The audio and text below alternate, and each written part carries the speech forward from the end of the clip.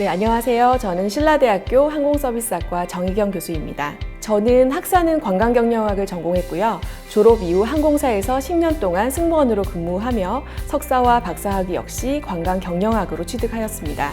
박사학위를 취득하던 해에 4년제 대학에 교수로 이직을 하게 되었고요. 제 연고지인 부산의 신라대학교 항공서비스학과에서 재직 중입니다. 저희 신라대학교는 박예유경이라고 하는 건학 이념 하에 4차 산업을 선도하는 학생성공 글로컬 대학이라는 비전을 갖고 있습니다. 여기서 말하는 학생성공은 학생 누구나 우리 대학에서 목적한 바를 이루는 것이라는 의미입니다.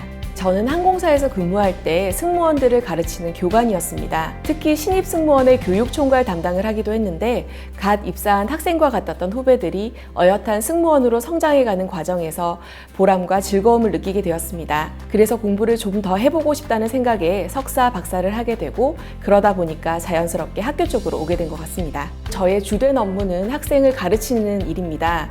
학과 사정에 따라 학기별로 변동사항이 있긴 하지만 보통 9학점, 즉 3과목 정도를 한 학기에 맡게 됩니다. 저는 이번 학기에 기내 방송, 공항 서비스 업무, 식음료 서비스라는 교과목을 맡았는데 수업 시간에는 수업을 하고 그 이외의 시간에는 수업 준비라던가 학생 지도라던가 연구 활동을 주로 합니다. 저의 주 연구 분야는 항공 소비자 행동입니다.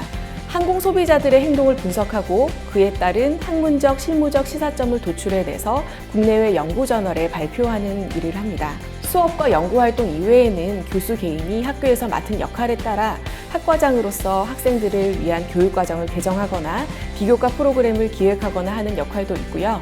입시 전담 교수를 맡게 되면 입시 홍보 활동도 하게 됩니다. 네, 저는 아무래도 승무원 시절에는 하지 못했던 규칙적인 생활을 할 수 있다는 것이 장점인 것 같습니다. 승무원 시절에는 레이오버라고 하는 해외 체류가 많아서 그것이 장점이 되기도 했었고 때로는 단점이 되기도 했는데 이직한 이후에는 가정과 일과 균형도 유지하려고 노력하고 있습니다. 그리고 교수라는 직업이 끊임없이 자기 발전을 할 수 있는 직업이고 방학에는 좀 여유롭다고 하는 것이 장점이 될 수 있겠습니다. 네, 사실 교수직은 근로자가 아니기 때문에 규정화된 출퇴근 시간은 없습니다.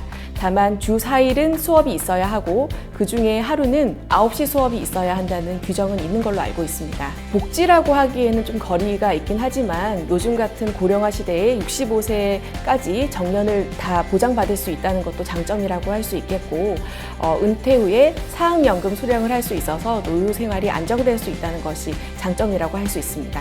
아무리 세상이 변해서 서비스 직종이 줄어들 것이라고는 하지만 승무원이나 교수직이나 사람을 마음을 사야 하는 직종은 영원할 것이라고 생각합니다. 그리고 평생 직장의 개념이 사라지고 있는 요즘 저처럼 경력을 바탕으로 이직이나 전직을 할 수도 있기 때문에 하루하루 본인의 생활에 충실하다면 충분히 도전해 볼 만한 직업이라고 생각합니다.